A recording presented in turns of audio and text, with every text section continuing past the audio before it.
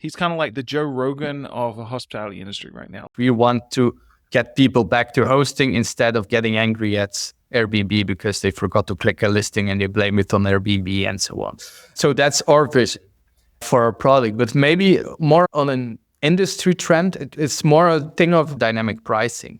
We have seen that the revenue management game is evolving more. It's not like just setting and forget it anymore. It's being proactive, being thoroughly about studies, being how do you analyze trends, how do you analyze data. So that's actually for us a very interesting trend to see how our revenue managers coping with the adoption.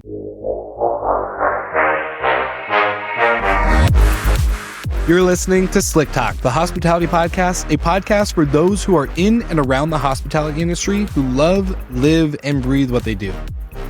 You can join us for candid and unscripted conversations with hospitality experts and founders as we go deeper into their personal stories while they're sharing their triumphs and trials that got them to where they are today. I'm your host, Will Slickers, and you're listening to an episode of Slick Talk, the hospitality podcast. Now, let's begin.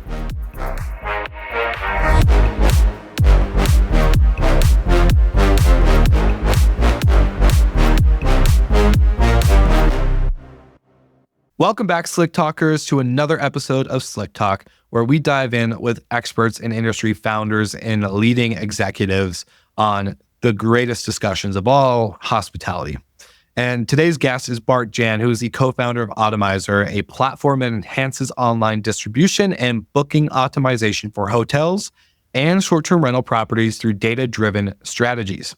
With a background in finance, Bart-Jan blends analytical rigor with the hospitality industry insights to tackle challenges faced by property owners and managers. Otamiser's recent innovation, AutoRank, aims to boost host visibility and performance on platforms like Airbnb. So, Bart, welcome to the show. Hey, Will. I love the introduction. Thank you very much for having me. Bart, so you and I got to chatting, a couple weeks ago. I've been a big fan of Otamiser from the initial beginning of when I heard about you guys from Dennis at Cassiola. Dennis and I were on our way down to Miami for, I think it was a Booking.com conference plus a couple other things. And I was asking him, what are you really excited about in the industry right now when it comes to tech, when it comes to startups, when it comes to potentially new innovations for over the next, couple of years? And he brought you guys up pretty much right away, didn't skip a beat. And I was very curious because I never heard about Otamiser and was like, okay, this is cool. Focusing on distribution, focusing on actually making your listings visible. So before we get into the actual product about Otamiser, where does your kind of story begin and kind of the ideation of the business originally? That's a good story, actually. So it all started, I'm from Belgium, just as Dennis. I'm from Bruges. Bruges, which is a very touristic city in Belgium. And my parents bought a bed and breakfast all the way down to the city center, but more as like an investment property. They said, look, we want to run it, but we don't really want to take care of anything from pricing, distribution, even the websites. We don't really care about it, just handle it. Back then I was doing my master's in finance at the university back in Belgium. And I was bored, like a lot of students. So I thought, okay, look, let me have a moment to check it out. I was really fascinated about, how this price points come into play and so on. So this is where it all started. I started out with just revenue management, really skilling myself in the school of revenue management. What can we do? What's the difference between hotel revenue management, STR revenue management? But very quickly, I noticed, okay, I'm missing something. I'm missing something to make the difference in price points very tangible. I'm missing something to make it very, tangible for a revenue manager to go from 105 euros or dollars to $100. What's the impact on my revenue? What's the impact on my probability of getting booked? And this is where I discovered distribution. Back then, I didn't know about what the term distribution was. And I really found, okay, Booking.com is the major percentage of my revenue. How can I increase it? How can I make sure when I open Booking.com, I see my bed and breakfast or the bed and breakfast of my parents? And this is where it all started. I started to play with it, doing some research, finding out that there is no research about it. Just, searching how can I make sure Booking.com, I'm always there? And then, I have one of my dear friends who is now our CTO, Lucas, got together with me, and we started tinkering around with the algorithm, doing a lot of things in the beginning that wasn't, or it's not allowed. We stopped doing them, of course, but we stretched everything to really have an impact. And we first started with Booking, and then after everything started going off, we started with Airbnb, Verbo, and then we had all of that. That's very fascinating. I'm very curious, in the initial, bed and breakfast days, what was your initial starting point for researching like revenue management and eventually trying to figure all these things out? Because you're a young guy. I know you're very tech savvy. I think all of us that kind of grew up in the maybe early to late 1990s, can pick up a piece of technology or software and pretty much learn it pretty quickly. But where did you really start tinkering and like researching all of this stuff? So I have always been fascinated about technology, but I'm not a coder. I cannot make some code myself. So I knew what was possible, but I needed someone next to me who could do it. And I think that was the thing that was really an advantage for us, because I knew what was possible, but my strong set lays in finance, so I could easily connect them. I could easily say, okay, look, if we do this kind of analysis, what will it happen on the technical level? How can we make this analysis scalable? So this is where it really plays. And in the beginning, we didn't even build a scraper. We just went every day, searched our position, and wrote them in Excel. And just this is how we step by step, then we built a scraper to find our positioning. Then we started changing things for our positioning. And this is, where we started very slow in the beginning. If I look back at it, we had no idea what we were doing, but at the end, those were the days with Charlie, like where you're just figuring out, okay, what is this? How are we going to do it? This is where we, our learning curve was so steep. All right, Slick Talkers, we are back with another commercial break brought to you by our amazing partners and sponsors at Hostfully. If you don't know, Hostfully has been with this show for a very long time. I'm a big fan of the team. They've built out such an incredible culture. David Jacoby, Margot Schmorak, and of course, the amazing members I get to work with every week. Hostfully is a property management platform. And if you are a host or a hospitality entrepreneur who's trying to organize and centralize your operations when it comes to your technology, Hostfully is a great platform for you to start. You need to obviously reach out, let them know that Will Slicker sent you from Slick Talk, and they'll give you a special discount and obviously amazing service getting your properties up and running on Hostfully. They have an amazing marketplace, which I'm a big fan of, as we have built out our tech stack specifically around a lot of technologies that are in their marketplace, Wheelhouse, Turno, you name it, we use their marketplace. I obviously don't want to list too many other companies, but you get the drill. So go to hostfully.com, use the code or the link in the show notes to get a special offer, and they will take great care of you. Thank you so much to Hostfully for partnering with us on this podcast. And now we're back to the amazing conversation with Bart-Jan. For sure. So solving your own problem kind of sparked the idea of Otamiser, where you're like, okay, we've kind of tinkered with this. We kind of figured this out. I think we can build this into something bigger than just a tool for us. So you're not a technical guy. Where does the team, the idea, all this start coming into true formation of a business and startup? I know specifically you guys recently raised a little bit of funding, which is great, especially with this last year not being the best funding environment for startups in our vertical. But going from, all right, we're going to make a business, to getting funding to today, give me the journey. Give me like the ups, downs, all the exciting stuff.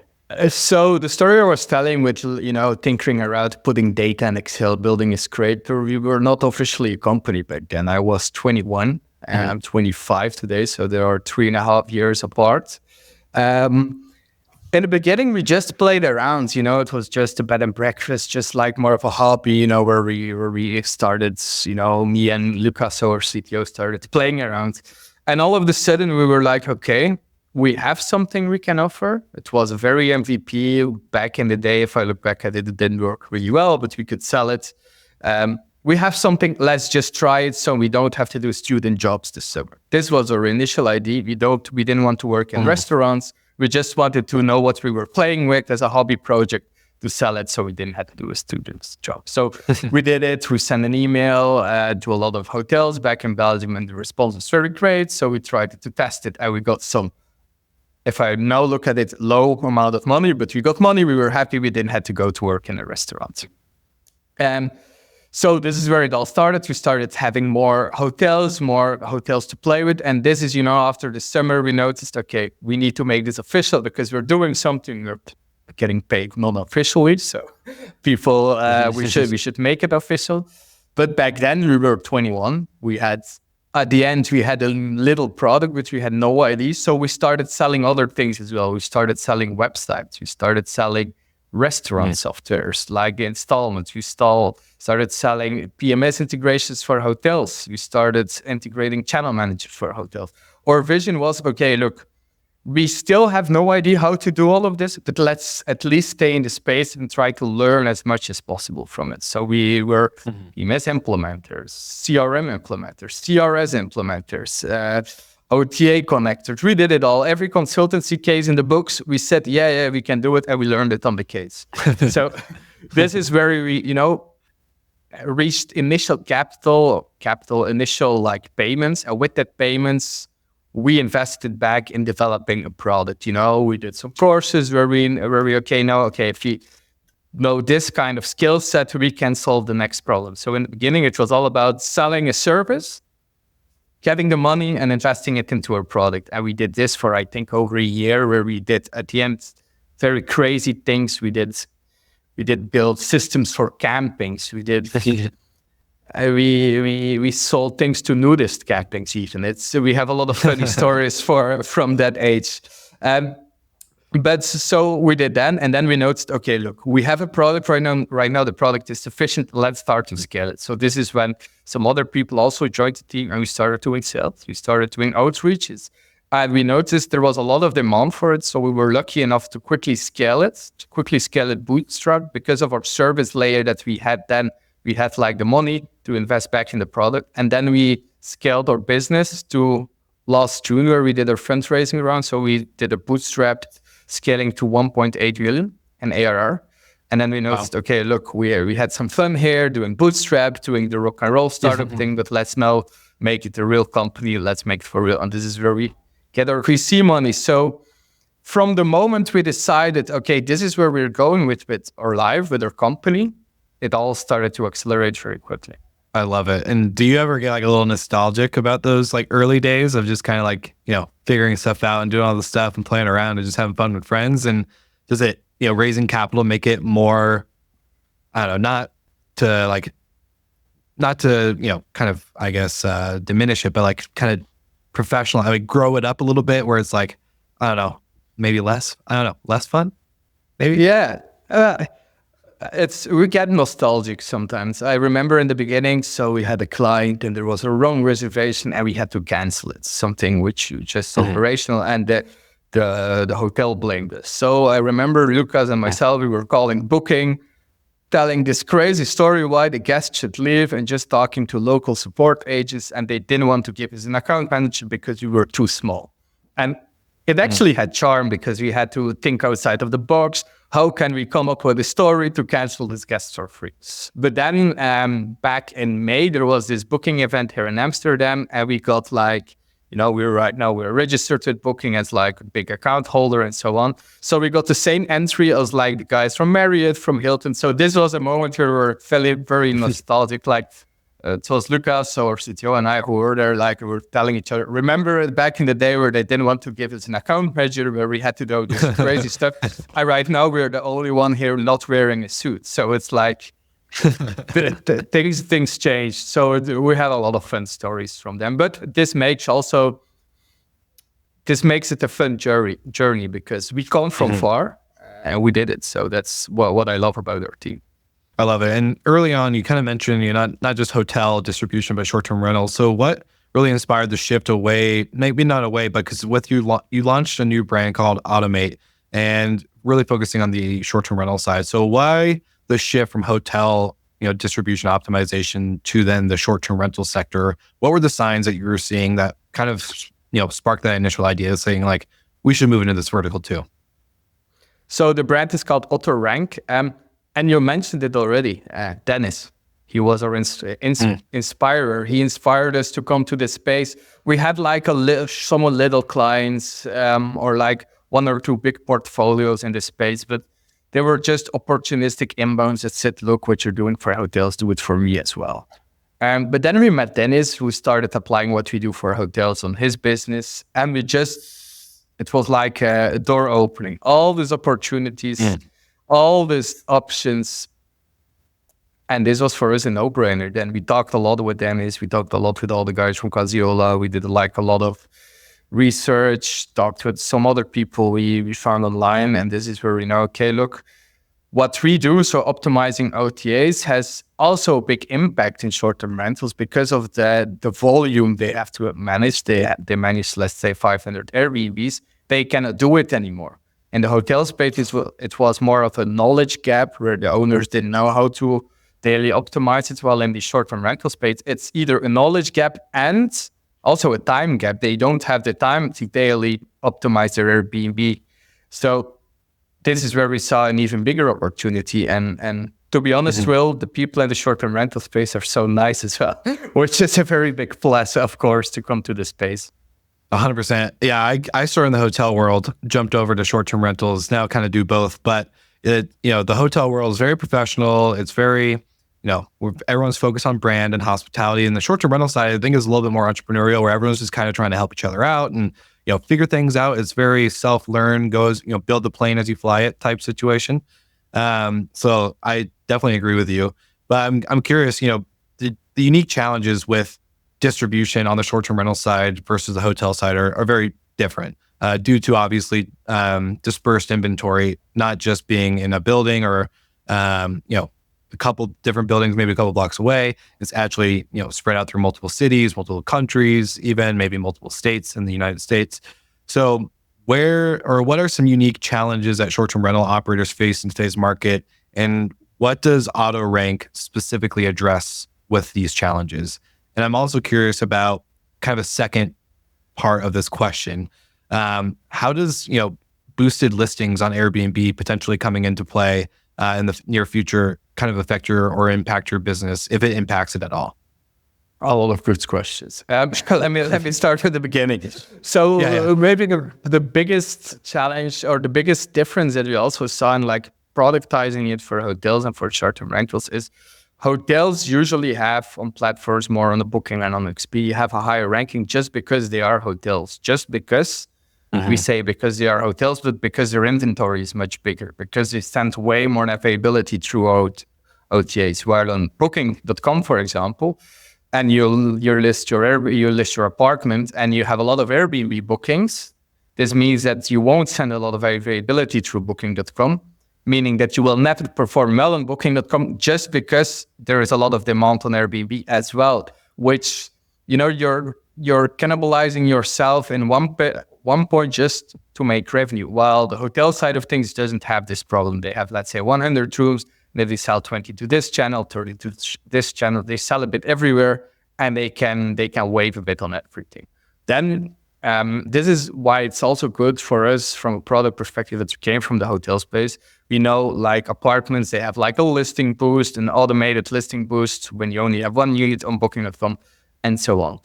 So that's all the things that Booking or the OTAs then try to cope with it. But the reality is, if you don't send availability, it's hard to get indexed. And then maybe what are we trying to solve with AutoRank, or what is the solution with AutoRank? With AutoRank is making sure that the people going to your listings are the people you need. So what we're doing with AutoRank is we're automatically changing the content, the descriptions, and so on to what Airbnb wants to change it. Let's say that a lot of people are right now searching for bulleted points, descriptions, and we automatically change it. We play into predictive stay. So Airbnb changes its algorithm dependent on the guests searching that day. We know, okay, look, we are in a last minute time frame for a certain day. Those last minute guests want their text structured in a certain way. Those last minute guests want their pictures in a certain order. Then we automatically change it. So we play in more to whenever a guest comes, we automatically adapt to that to that guest. So it's reactive, but also proactive. You know, when you play into Airbnb, they predict this is the amount of second guests booking to date, and we automatically change it. So listings it uses have the most qualitative amount of traffic. And then you ask the second question, and in all my reasoning, I forgot the question. Sorry. It's all good. It's all good. So you kind of touched on it with the other answer around boosted listings on how kind of Booking does that. But, if Airbnb does release a kind of a paid or boosted listing type, feature within their business, obviously we know Brian Chesky is trying to create multiple billion-dollar business line items throughout the next couple of years in Airbnb. To me, low-hanging fruit for them is to go paid listings, right? To get automatically boosted to the top. Would that impact anything that you guys currently do, or does that like make it more challenging, or does that actually help what AutoRank and Otamiser are doing? It's just an extra challenge for us with nothing we cannot cope with. For example, if I then make the translation to Booking.com, where it is happening today, but where they see they have their tab visibility booster, it's not used that much. People are not converting because they get the banner promoted. So guests just go to the one that's not promoted. It's like when I go to Google and I search for something, I never click on the ads because I know it's not that one. So they know actually from a Booking.com from a Booking.com side of things, it's impacting conversion, which impacts their revenue. So on that side of things, it was not that bad. But then on Booking.com, you have the Preferred Partner Plus, which is like a quality label that you have a good listing. This is impacting in a positive way conversion, only if it's a qualitative listing. What we do, we look at the first ranked listings, and then we make sure that the distance between our listing and that listing gets shortened. If Airbnb would do that, which I, to be honest, doubt a bit, then it would actually highlight the qualitative listings even more, making sure that we can even show more qualitative amount of visitors to them. But it's something we have to cope with, but from our experience with Booking and with Expedia, nothing we cannot handle. Why? I'm curious, just off the cuff, why do you doubt they would go the boosted listing rate? Do you think it'll actually hinder the experience for the traveler and even hosts, the relationship with them? I think so, because Airbnb, how I always perceive them, they want the best for the guests. They want to, own the guest, give the guest the best possible stay, while Booking and the other were all about making money, making as much profit as possible.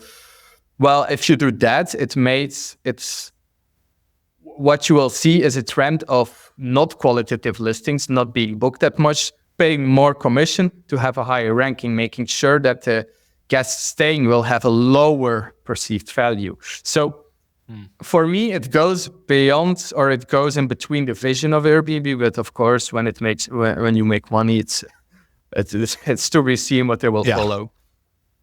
Yeah, when they already have like $11 billion in cash just sitting there, it's kind of hard for them to probably turn away that opportunity.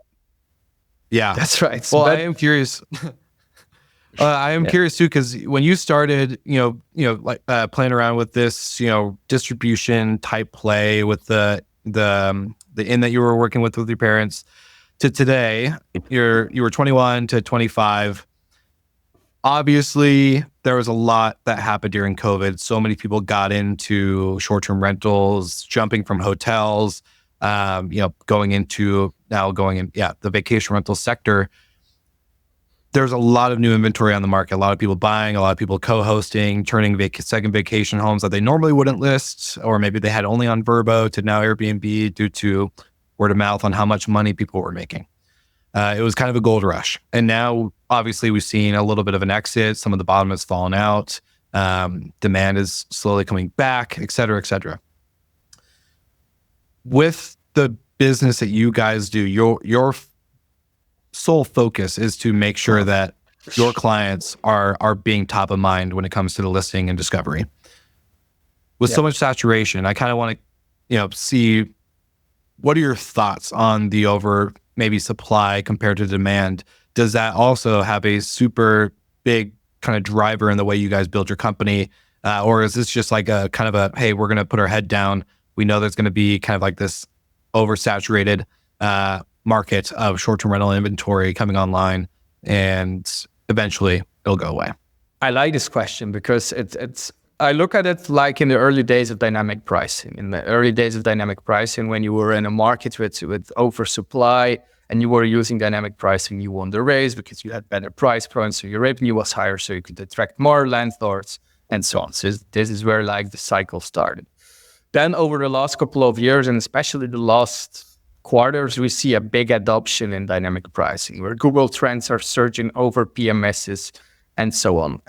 So right now, dynamic pricing is used more often. So right now, it's more the quality of the people using them that really makes the impact. But we position ourselves even next to that, like a niche in the revenue management, because what we do is we are maximizing booking probability. We are maximizing in an oversupplied market or in regular market that a lot of people are viewing your listing, and when a lot of people viewing it and you are not doing something very weird to your revenue management, they are booking it because they are viewing it more often than they do your competitor. Also knowing that's like the lifespan or the time span that people look at making a booking, it's really decreased, and it's decreasing ever since COVID. So we position ourselves actually as a winning tool in the oversupplied market because we are making sure you guys are, or the Airbnb or the listing is getting seen while the competitors are not. So from this point of view, for us, it's something that really thrives or is really an accelerator for business in a weird kind of way. Because people will need it at one point. Yeah, so it's actually a good thing for you guys. It's not actually bad. It's not like you guys are like, oh my gosh, there's so many listings that we have to try to compete with and do that. And I'm sure, and no offense to anyone listening, but I'm sure there's a lot of junk listings out there anyways. So it's probably not the most difficult thing to make a new listing stand out, or even a pre-existing listing stand out. Comparatively, obviously, they have to be a good property with good reviews and all that other stuff. But yeah, that's really interesting. I kind of like that. I think it's good for your business like yours. I am curious. But also, kind of shifted. Oh yeah, go ahead. Oh, sorry to interrupt. But also from a technology point of view, because we receive more data. The more listings, the more data we have, the more validation we can put in our models. Like it's an accelerating effect. The more clients we will have, the better our output. The more listings we scrape with, the better our output. So on both verticals, on the business and technology point of view, I will not complain about it. Yeah, for sure. I don't think something that drives more business, I don't think any of us would complain. That's actually a big win. I had a conversation on the podcast not too long ago with a guy named Doug Truitt. Shout out to Doug if you're listening. He is a great guy, focused on revenue management, distribution. He was with Romy. Now I believe he's with another traditional property management company out in Florida. But that conversation was really insightful because as I'm learning more about the tech space within our industry, not just short-term rentals, but also hotels, the big conversation, I think, when you really get into the weeds is API connections and communication between the technology ecosystem in both sectors. So with Otamiser doing what it does and AutoRank doing what it does, and I'm sure you guys are not only just with PMSs, but also getting into channels and other APIs are already built out in our industry. What are your thoughts on the connectivity in the technology sector of our industry? Because I've heard, obviously, you have one PMS that maybe has raised a lot of money, but has a horrible API versus a smaller PMS who has a great API, but the different kind of communications and flows and the way that data goes in between these technology softwares is so different. And it makes it very difficult for operators because I don't think they understand. They're not technical entrepreneurs, they're hospitality entrepreneurs. They're trying to provide a good service, trying to maximize revenue for their owners, not trying to become a CTO or a technology founder.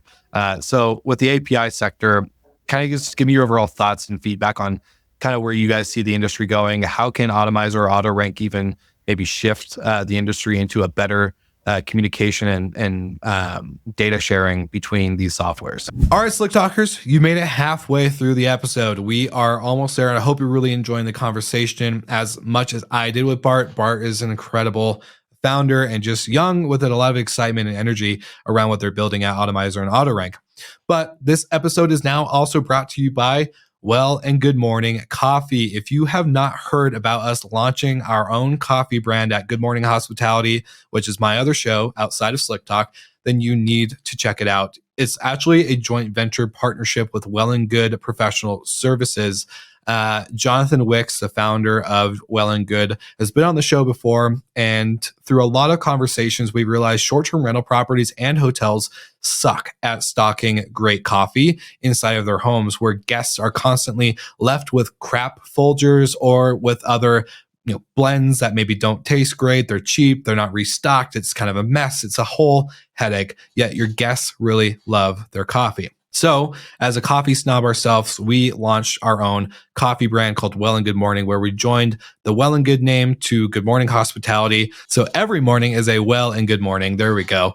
This blend is actually a craft coffee blend. It is roasted as a medium roast and is roasted from a Colombia bean. And we could not get enough of this. We gave out a lot of samples at VRMA, and we've sent some product around the country. Now, the feedback we have seen in all of the Well and Good locations across the United States has been phenomenal. Housekeepers are coming back with either empty bags or no coffee at all, where people are taking this home. So if you're interested in getting Well and Good Morning coffee in your vacation rentals, connect with me, grab this link in the show notes so you can see our coffee page and you can actually order directly to yourself or to your properties, however you would like to figure this out. We're also happy to give out samples if you need, but just know good coffee is here to stay, and this will make every stay a great stay for your guests. So get Well and Good Morning coffee today, and if you need any help, just reach out and let me know. Now, we're back to the episode with Bart-Jan, CEO and co-founder of Otamiser and AutoRank. For me, having the ability to have, or the ability to have a sufficient API in this tech space or in this industry will result in like the lifespan of the company, because you have so many new vendors popping up, so many new AI companies like ourselves. You have revenue management companies, you have revenue management services. Everyone needs a connection, and the ability to offer a good connection is really the way how to bind clients with you. Because if you are with a PMS and that PMS cannot connect to all the things you need to, like an AI optimization, messaging tool, to a cleaning software, to whatever, then clients are not going to stay with that PMS. Maybe in the early stages, because you don't want to shift, but at the end, I don't believe they will stay. They need to go to a place where all their needs are fulfilled. So for me, the API space, the ability to have an API that can connect with everyone is really a make it or break it regarding the future of like the lifespan of a PMS. How I see the industry evolving, I hope that the industry will maybe hear what I'm saying or will think about it and will try to unify their APIs, because this debate fuels, or this is something which fuels into the debate. For example, can AI take over revenue management? No, they cannot, because the data they get from all the different APIs is not unified. The way how PMS A and PMS B sets their data is completely different. So if you want to move to a very smart space where AI is playing like a big role and replacing humans, APIs first have to be fixed. And right now we're not there at all. So there are still a lot of things that the industry has to evolve on before, for example, AI can come in place. At first, they need to fix the API side of things. Maybe for Otamiser and AutoRank, we are following like what Muse does. So Muse is a PMS in the hotel space. Love Muse. They have an open, it's wonderful product, and they have an open API. We will release our API also in a couple of months for the public, so they can connect easily on us and they can start building. So it's unified for everyone, and there's no hassle. Okay, I had to make this endpoint for you and so on. So this is our strong vision. Do you guys see room for Otamiser or AutoRank to become kind of a open API source for the industry? And do you see the same thing on, like, I know outside of Muse, shout out to the Muse team. We have a lot of Muse listeners from Richard and Matt and Davin and a couple other people on the team who have been on the show, and just overall really great company with great product. But I'm curious, like I find your guys' business so interesting that with the amount of data you guys are pulling in from listings and other things, that you should be able to, maybe have that ability to squeeze in there. But I'm not a technical founder, so I could be very wrong. Yeah, it's it's the idea to have it open in a couple of months. But on that side of things, we're still iterating a bit. Okay, what would potential people who want to build need? Because of course, if a PMS wants to build, they have different needs than, let's say, a revenue management software would want to build it one day. So we are actually right now debating with some potential interested parties what they would need, so we don't have to rework it every time. So it's coming, definitely, but just some feedback needed from possible vendors. For sure. Yeah, a lot of parties involved in that whole sector, so you gotta be a little diplomatic. But I want to kind of move into another kind of shift and topic change in the sense of like entrepreneurship. Is this your first like official startup, or have you had, outside of like doing this early on with the bed and breakfast, have you had any other startup experience in the past? No, I haven't. I have always gotten a very entrepreneurial mindset. I remember when I was 14, I started my drop shipping website without any registered company and so on. I sell sunglasses and my parents were very angry that I was scamming people. So I tried to put some steps into the entrepreneur space, but this is the first real thing. What's your overall like thinking experience? Do you think, I always love the question, I used to listen to this podcast back in the day before they kind of changed the whole theme of the show, but the kind of theme and thesis was to ask every guest was, are you born or made an entrepreneur? And I would love to know what your thoughts or answer is for yourself. Do you think you were born to be this entrepreneur, or do you think you were made over time? I think I was born. I had an official job for 3 months. And then I noticed, never again. I worked at the bank. And I noticed, okay, look, I need to do something on my own. I need to, be creative, just have the freedom, and this freedom fuels my creativity. So definitely I was born, and I think I'm conditioned for the rest of my life. If at one point Otamiser would not be in my hands anymore, I would start something new.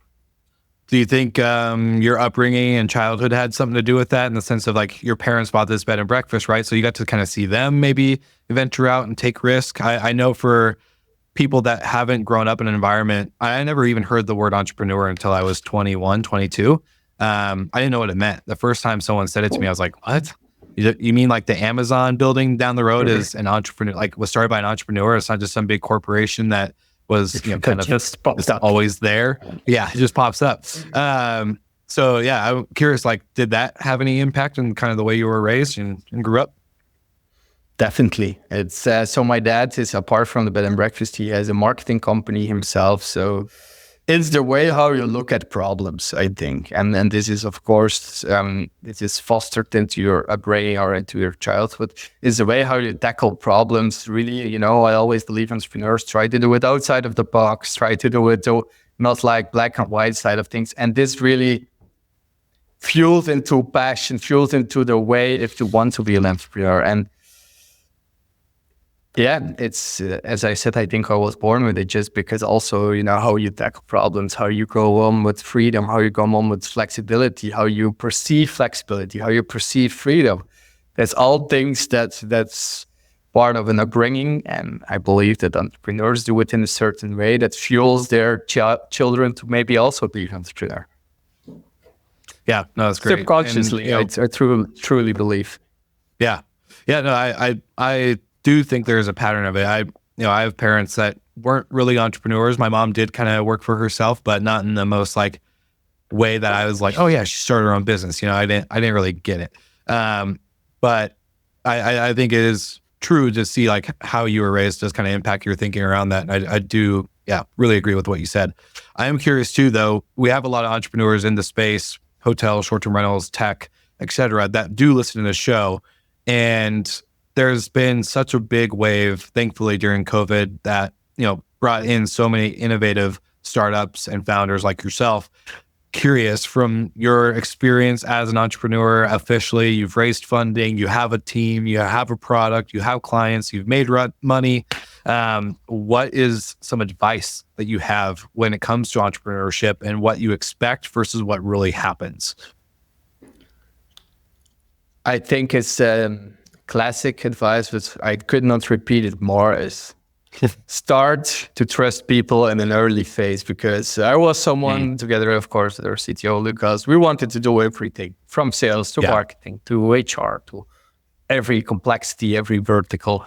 But it was only until we hired our 2 people joined our team and on like the sales kind of the business, that really things started to get off, because you weren't doing everything anymore. It's all about like trusting people. Those people will make mistakes, which then, will come back in your face, like say, oh, I would have done it myself a lot better and so on. But when you look at it, it's just giving people like the trust to do something gives yourself like extra time to also do other things. So it's like, it's a domino effect that never starts, and just like trusting people, giving them the freedom, and try to give people just something to do, give them decision power. This is what really fuels us, like making sure that not one person is doing everything anymore. I'm still learning that. Steve Trover from Better Talent is always hounding me. You got to delegate more. You got to delegate more. So I get that. It's good advice.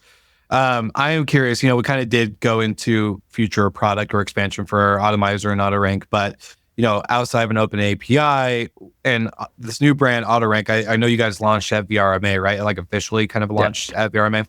So what are some future plans and expansion that you can reveal without giving too much of the roadmap for Otamiser? And what do you think the listeners that are property managers or hoteliers should be looking into when it comes into the next wave of hospitality innovation, operations, and the year 2025? A lot of good questions again. So maybe first on the AutoRank Otamiser part, it's so we have launched AutoRank, which will be our SDR silo over the business, while Otamiser will serve as our hotel side of the business to make like the distinction more clear, more clean for people. Yeah. For us, our vision is very straightforward. We want to be the platform that handles everything you can do on Airbnb, except from all guest-related things, except from communication, handling inquiries, handling damage deposits, handling cases, and so on. We want to be the platform that's everything you can change yourself, changes on Airbnb. So you don't have to manually go into listing number 17 and change something, and also change something on listing 92 and then forgetting what you changed on listing 17. We are doing everything based on data. So your guests have the best possible stay because it's optimized to what they want to see based on market trends, based on proactive listings, and based on what Airbnb wants to see. So it's a win-win for the 3 parties in this game: Airbnb, the guest, and the host itself. So this is our clear vision to really let hosts trust us with managing their content, with managing their settings, with managing their listing, with managing their performance. So if they have a revenue manager, that guy or that girl can really start, optimizing rates instead of fixing distribution. We are doing that. We want to get people back to hosting instead of getting angry at Airbnb because they forgot to click a listing and they blame it on Airbnb and so on. So that's our vision for our product. But maybe more on an industry trend, it's more a thing of what I stressed in what we earlier said is the dynamic pricing. We have seen a lot of adoption, like Price Labs, Wheelhouse, Beyond. They're selling a lot. Everything is good. But right now, it's more the case of the quality of the revenue manager, the quality of the person controlling the system. And we have seen that the revenue management game is evolving more. It's not like just setting and forget it anymore. It's being proactive, being thoroughly about studies, being how do you analyze trends, how do you analyze data. So that's actually for us a very interesting trend to see how our revenue managers coping with the adoption, because a couple of years ago, it was, I don't want to offend someone, but it was much more easy to be a revenue manager. You installed Price Labs, you installed Wheelhouse, and you looked at it, you see pricing jump, and it didn't matter if it wasn't 100% accurate, if you didn't, put the system right, you would make extra revenue. But right now, you have to compete with everyone doing it. So it's being strategic, being proactive, being 2 steps ahead of your competitors. And you have in some markets 30 competitors just trying to be 2 steps ahead of you. So that's an interesting scene for me. How does it impact market pricing? Does this have an impact on, for example, parity? Does this have an impact on the discussion we had on supply and so on? So yeah, very curious to see how that plays out. Yeah. Dave Kraus with Rent Responsibly used to say, you know, back in the day, even before COVID, it was a kind of a list it and they will come, right? And obviously, I'm very curious. I want to set you up for this question around, you know, quality and standards, because it was a list it and forget it, list it and they will come. People were making money. Owners were, you know, covering more than their mortgage. They were, you know, actually being able to invest in more properties or whatever. And then obviously property management companies were doing pretty well too.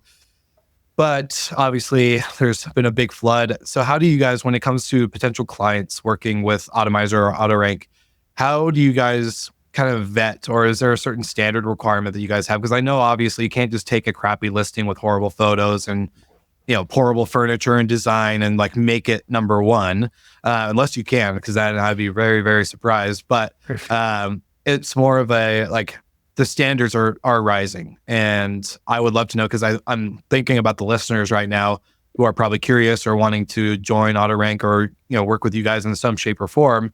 Where are the standards at? Where do you guys look to really focus and control that? I strongly believe that each set of property, unless it's like really, really crappy, has a demand. If it doesn't have the right amenities, maybe it's more of a budget property. But to be able to define crappy listings, people always do it on. I love you laughing. People always do it based on reviews. Reviews are crappy, so it's a crappy listing. How we look at it, it's maybe the vertical or the direction there could be is that something was oversold. The how the listing is displayed is oversold. What we will do with AutoRank is we will get the perceived value of the guest in line with the value we offer. For example, if we see, okay, a lot of people are complaining because we advertise a beautiful swimming pool, but they don't have the swimming pool, or it's a shared swimming pool. Those things are, it's not saying anything about the bathroom or just the quality of the apartment. It's just the way how they advertise it to have a quick amount of cash because people want a pool. So we will tackle that first. And we notice when we get the perceived value and the offered value in line, review scores get up much higher.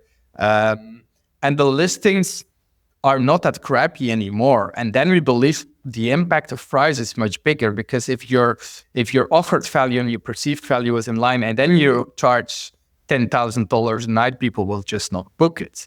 But if you charge $10,000 a night and you just oversell your value you offer to the guests, someone will maybe book it, maybe they will take a fancy holiday and so on. They will go there and will give you a diminishing or very bad reviews. So for us, it's all about aligning them. Of course, you have on the Airbnb platform some really, really, really horrible things, but this is where we trust Airbnb to filter them out first, because they have the data and the bag. They know, okay, if there is mold in the rooms, this is not something we will put our hands on. But it's all about getting the perceived value and the value offered for the guests right. And then this is something where a lot of crappy listings actually turn out to be okay listings. Yeah. That's a really good point. I actually never thought about that that way. So it's really good answer, just to say the least. My last and final question, just because I know listeners are also probably thinking this too, mentioning Airbnb a lot when it comes to the specific channel of what you guys do and serve. Are there other channels in the roadmap for a service like this outside of Airbnb? So AKA Vrbo. But I'm also very, very, very curious. Homes and Villas by Marriott, maybe. I'm really big fan of the channel. So yeah, curious on what your thoughts are around the other distribution places. From a technical perspective, we could do them. It's all about we let our potential customers control our roadmap. If we have a lot of customers really wanting extra additional Airbnb features, we will prioritize that. So a technical perspective, we will do it eventually. Timing, it's all about what people want. So if someone would send me a lot of emails saying they have to get Vrbo done, it might get prioritized. There we go. I like that answer. I like it. All right, Bart, this has been such a fun interview and a conversation. I do really like talking to new companies and founders like yourself who are changing the game outside of what we've normally seen. We've seen too many property management softwares pop up. We've seen too many other, specific tech sectors pop up in the space. So to see a distribution-focused product like you guys is really exciting for me. For the listeners' sake, where can they find you, connect, and learn more if they're interested in reaching out, potentially collaborating, working, becoming a client, etc.? We'd love to link everything in the show notes. Or having a coffee. So having a coffee is back in Belgium. I'm located in Belgium. But no, so they can contact me on LinkedIn. Just go to my profile and they can send me a message and I will try to respond as fast as possible. Or they can go to our website, which is www.otrank.com. But if they want to connect with me personally or just brainstorm, I always love to brainstorm or debate about the impact of what on the industry. Just connect with me on LinkedIn and we can see from there. All right. Well, thank you, Bart, so much. And for the Slick Talkers out there listening, you know exactly what to do. Show them all the love, like, subscribe to all things AutoRank, Otamiser, and make sure that Bart is flooded with emails and LinkedIn messages about new channels. So that way, as I'm probably going to potentially become a client as well, I would love that. So yes, let's make this happen. And thank you so much again, Bart, for joining me on the show. Thank you very much, Will. I really enjoyed it.